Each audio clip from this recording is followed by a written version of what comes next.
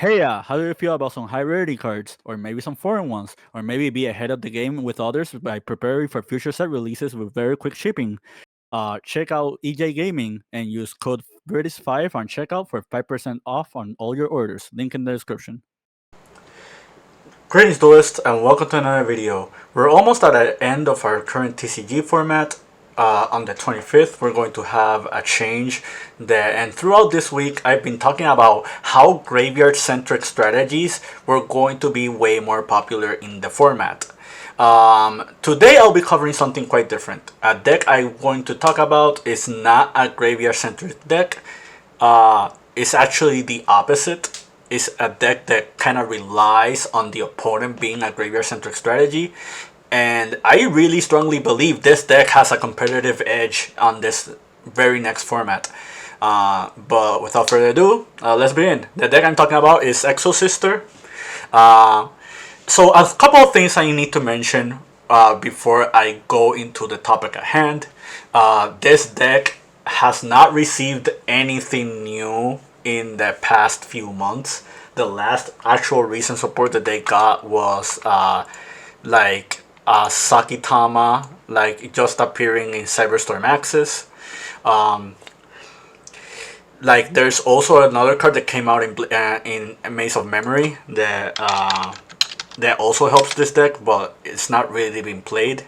Like, it was being played a lot in the OCG, but not here in the TCG. This card being Overlay Network.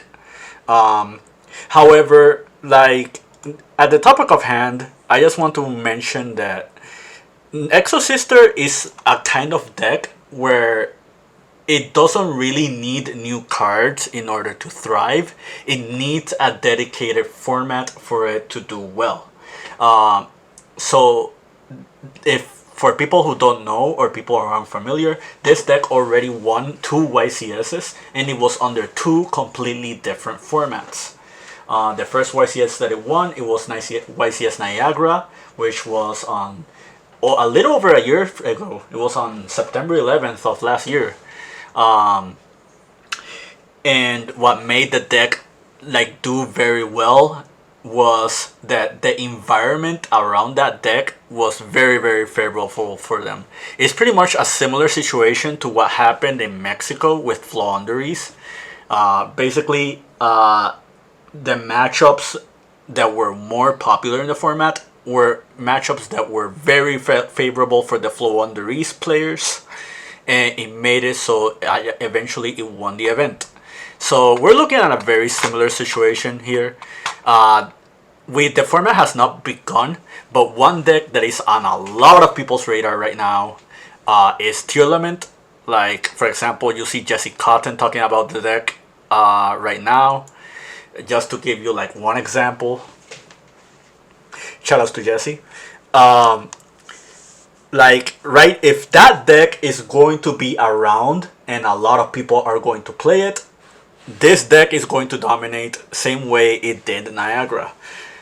So let's talk about the second YCS win that they had. The second YCS that they had that was won was a remote YCS, and the same player that played it, Steven Santoli, also won the World's Playoffs at our Nationals.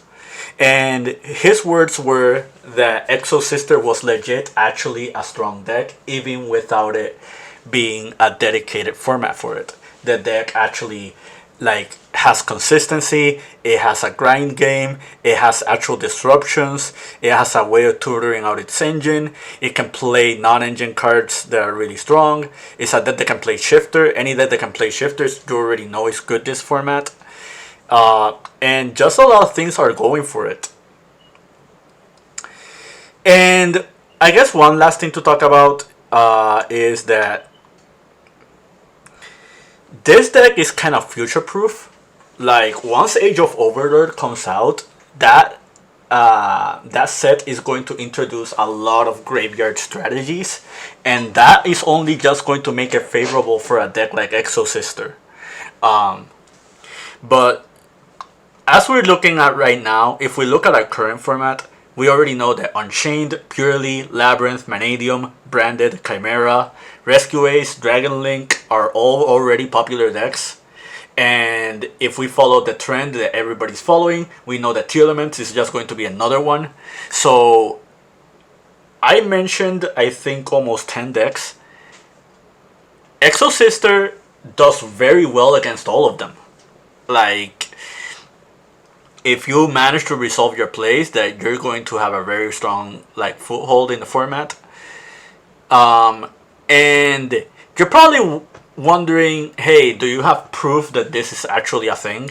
Well, how about if I show you a replay? Shoutouts to Jib, GG Jibril.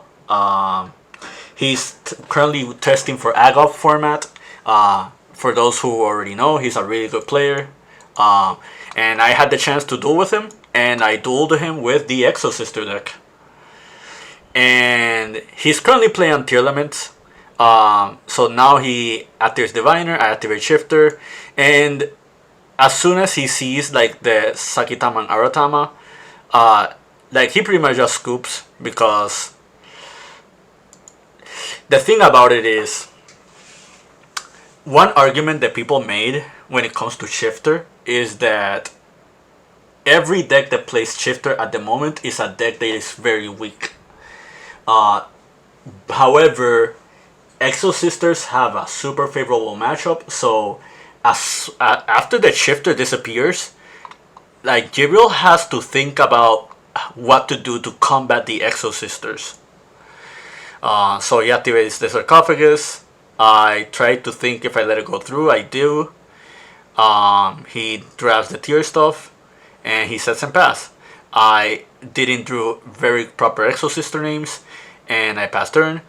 And now what's gonna happen is, now Jib needs to think about if he wants his tier element plays to go through, because if he does, he's only playing into the Exosister monsters, and that's not going to be a very good move. That's not going to be favorable for him. I'm just going to amass advantage over him, and yeah, it's not a very good look. One other thing is that, like, can he survive the next turn if I actually pop off with the tier 11s? So now he does that. I activate the Returnia, I draw for turn, and now I do Vadis. And right now, if you look at the current board state, I'm in a very favorable position. Like, we're no longer under Shifter, but he didn't commit into like the tier element stuff. I mean, he didn't commit his tier element stuff into my Exosister stuff. And not only that, I also have an Ash Blossom for next turn. I also have double Imperm in the off chance he actually does try to contest the board. However, he does have Super Poly, and that's not good, because pretty much like it. This is one of the very like least amount of cards that can help the matchup. But honestly, if Super Poly is the only thing that is going to save tier elements, I'm okay with that. Like, he won that duel, but like, you're not always going to have Super Poly, and Super Poly is not going to be like the only card that will help you. Now we're going to game 3. There's no Shifter involved. However, I do have Ancient Droll, and now I do Sakitama, Nikitama plays. You notice how with Michaelis I added Vadis and I did not add Returnia or Pax. The number one reason I did that is because I already know that I'm facing tier elements, and if you're facing tier elements, this is the best card to pick up, because it is a card that is going to give you significant advantage over your opponent if you resolve it. Besides that, I also have Martha for follow-up, and I summon the Magnifica, which is just 2 more interruptions. So this is a really hard board to break for tier elements. Adding to that, I also have Ash and Droll. Like, I don't see myself losing unless like there's a real blowout. He activates Duster, I flip the Vadis, he grabs the tier element Kashtira, and now it's very awkward for him because he's under Droll. Not only is he on the Droll, but I also have an Ash for like the Scream if I want to do it. And now he's pretty much in a very, very pressured position. He knows that I have Martha in hand for next turn. He also knows that the Magnifica can also tag itself into Michaelis and can just banish a card. And he doesn't really have resources to just deal with whatever I have. So I Ash Blossom the Scream, he mills the thing, and despite him hitting the halfness, he's just going to like end there, because even though he can halfness into Rokalos and he does have like the pop from Pearl Rhino, he knows that that's not enough to handle all of this.